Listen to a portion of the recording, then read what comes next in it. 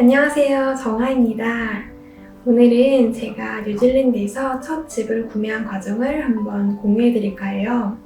뉴질랜드에서 집을 사려고 하는데 어떻게 시작해야지 하고 막막한 분들께 도움이 되었으면 합니다. 첫 집을 사면서 직접 느끼고 겪은 꿀팁들이 영상 마지막에 나오니까 끝까지 시청해 주세요. 먼저 전 남편과 둘이서 살고 있는 2인 가구예요.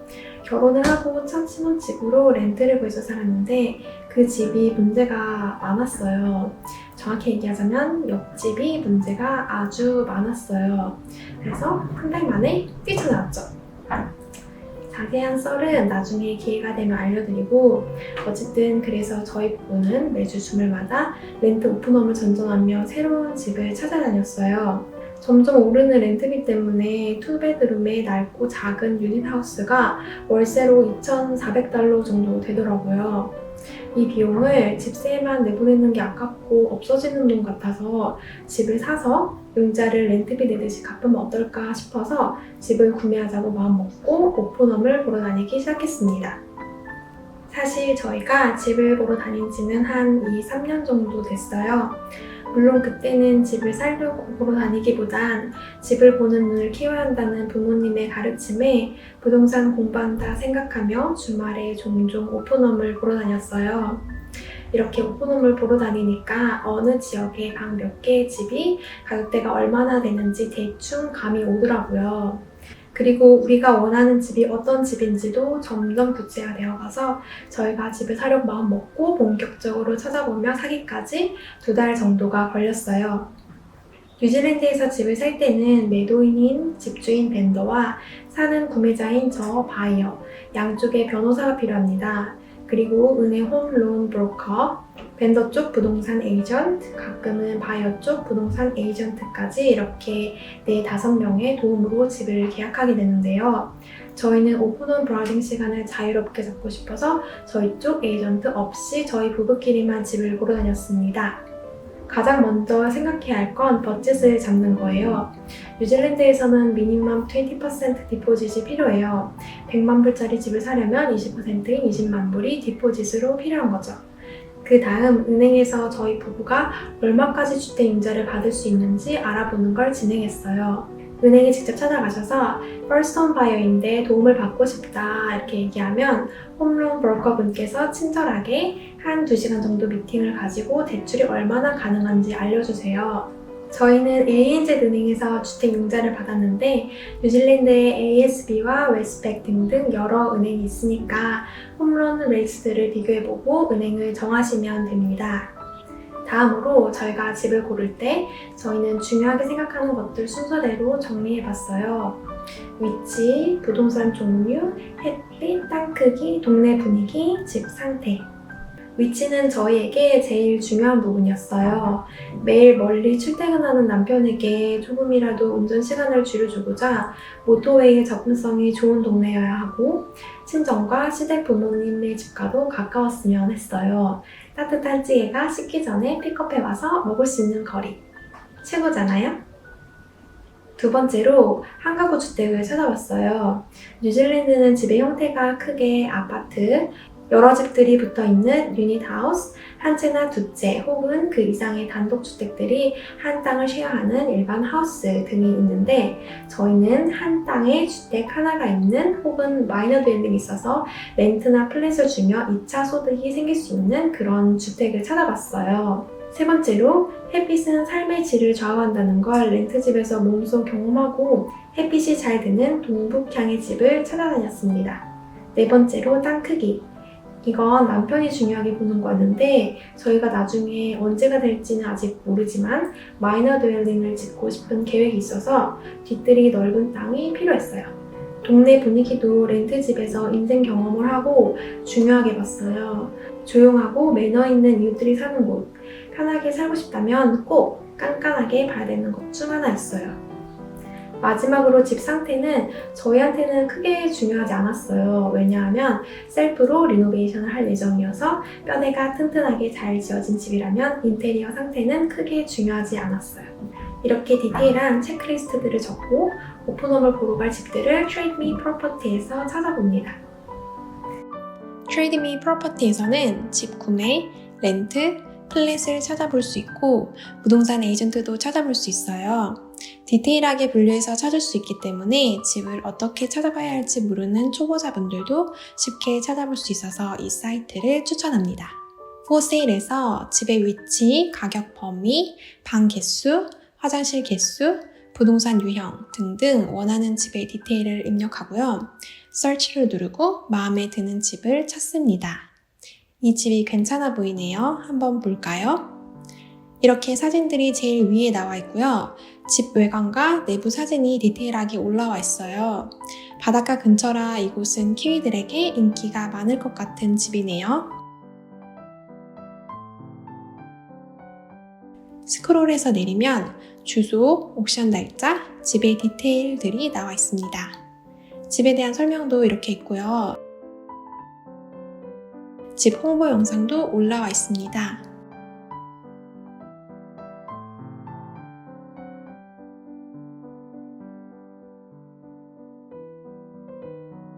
여기서 봐야 할 건 Capital Value, CV인데요. 평가일 당시 가장 가능성 있는 판매 가격이에요. CV는 토지에 관한 감정가와 건물에 대한 감정가의 합으로 부동산 전체의 가치를 나타냅니다.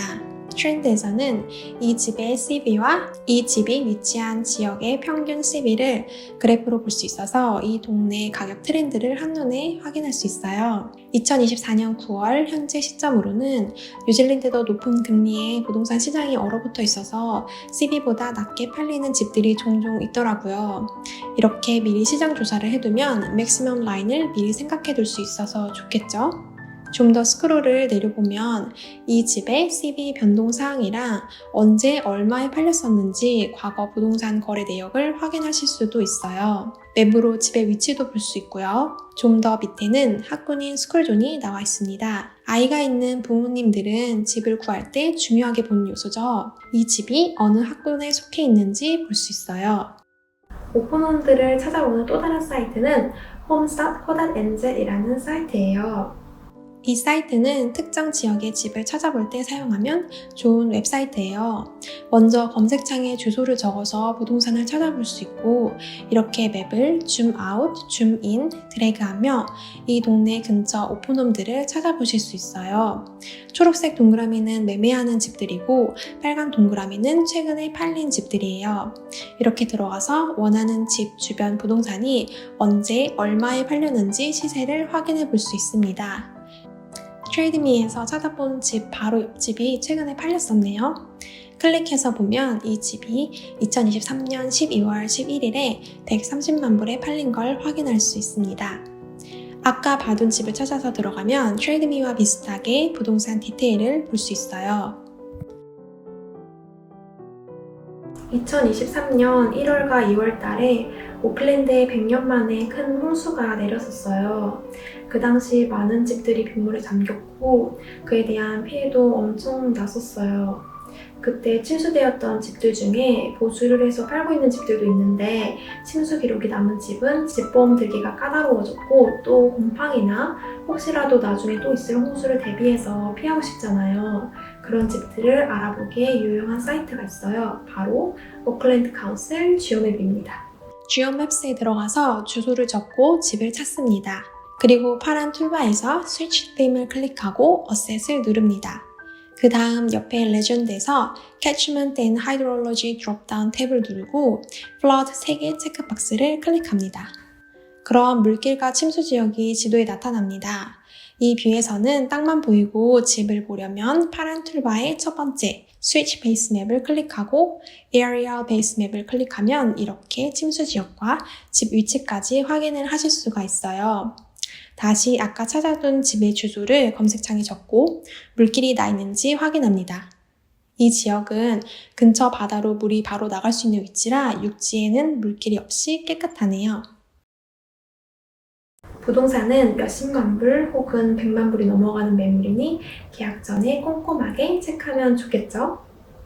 알려드린 사이트 링크들은 더보기란에 적어둘게요. 그럼 시간에 맞춰서 주말에 오픈홈을 보러 찾아갑니다.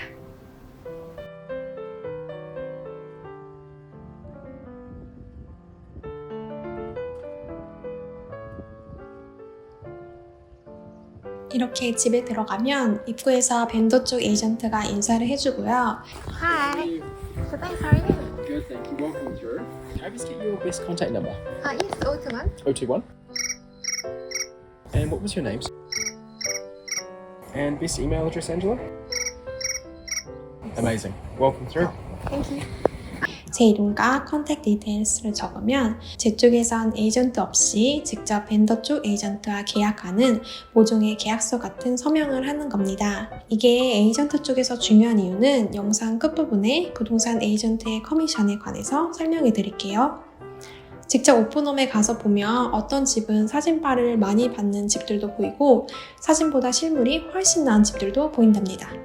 이 집은 시뷰가 너무 멋지네요. 거실에 들어서자마자 와우 소리가 났어요.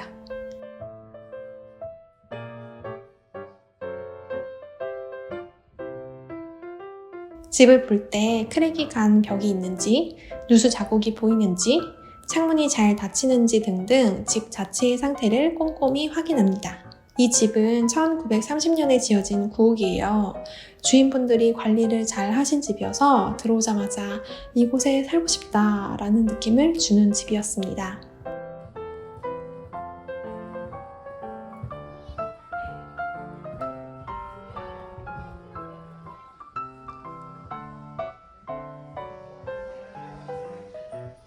집 스펙과 컨디션이 마음에 들면 은행 브로커분께 집 주소를 보내서 Prior Approval을 받습니다. 이 집의 밸류와 얼마까지 융자가 가능한지 집을 사기 전에 꼭 받아봐야 하는 과정입니다. 그리고 변호사분께도 집에 대한 서류들, 옥션이나 내고 서류를 보내서 서류상 이상이 없는 집인지 꼼꼼히 확인합니다. 온라인으로 옥션을 보는 방법을 알려드릴게요. 구글에서 집 주소를 적으면 부동산 회사에서 업로드한 사이트가 제일 위에 나타납니다. 클릭해서 들어가 보면 Trade Me Property에서 봤던 집 디테일들이 나와 있고요. 부동산 회사마다 라이브 옥션을 보는 페이지가 있습니다. 라이브 옥션 페이지에서 봐두었던 집을 찾아서 들어가면 온라인으로 옥션을 볼 수 있습니다. 옥션 시간에 맞춰서 구경해 볼까요? 화면에 부동산 사진과 리스팅 에이전트가 나오고 경매사가 집에 대한 설명을 하면서 옥션이 시작됩니다. Alright, let's get to this builder is five property, 120 Island Bay Road. Such a fabulous position, beautiful stunning views. 바이어들이 경매로 입찰을 하면서 집 가격이 훅훅 올라가는 장면을 라이브로 볼 수 있어요.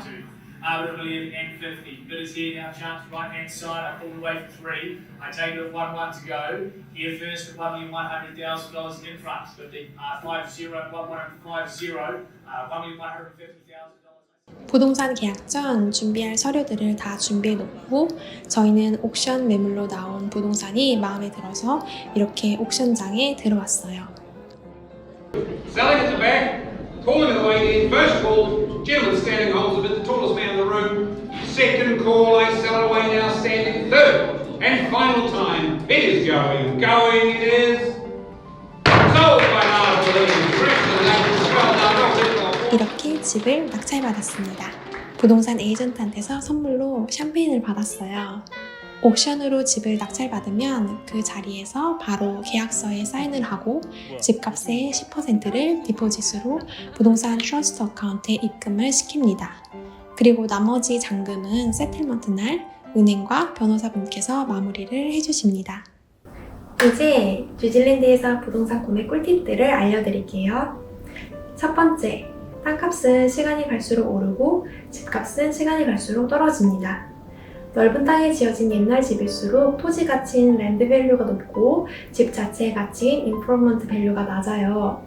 물론 오래된 집일수록 유지보수 비용이 새 집보다 많이 든다는 부분과 단열이나 방음이 최신 집에 비해서 많이 열악하고 겨울에 춥다는 단점이 있지만 길게 봤을 때 땅이 클수록 5년 뒤, 10년 뒤엔 땅값이 많이 올라요.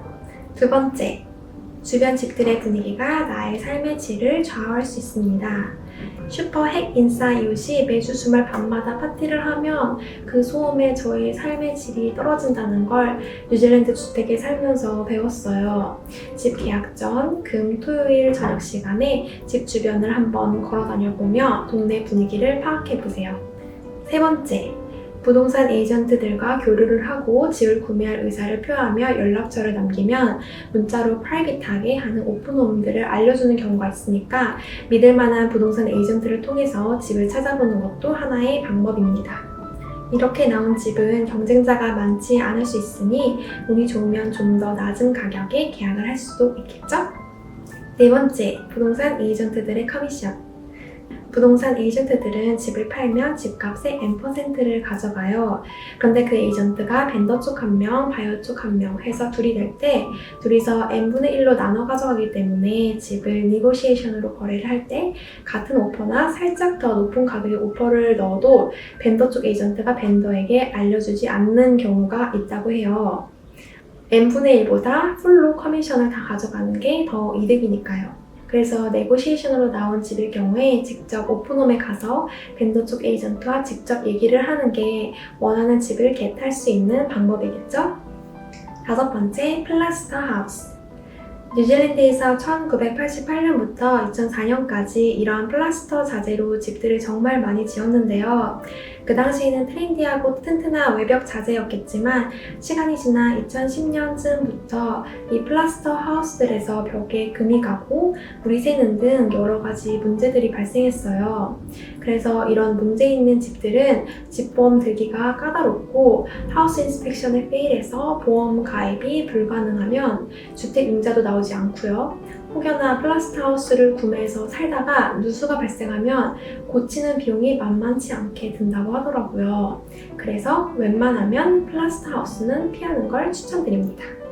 여기까지 부동산에 대해 전혀 몰랐던 저희가 여러 가지 시행착오를 겪으며 배웠던 첫 집 구매 절차와 경험들을 공유해봤는데요. 저희의 첫 집 구매 과정과 마지막에 알려드린 자잘한 꿀팁들이 뉴질랜드에서 부동산을 구매하려는 분들에게 도움이 되었으면 해요. 이건 어디까지나 저희의 개인적인 경험에 빗대어서 알려드리는 내용이고 더 자세한 내용은 부동산 에이전트나 부동산 관련 변호사분께 자문을 구해서 알아보시는 걸 추천드립니다. 그럼 끝까지 영상 봐주셔서 감사하고 다음 영상은 오래된 부엌을 셀프 리모델링 영상으로 찾아올게요. 다들 첫 집 구매 성공하시길 바래요. 화이팅!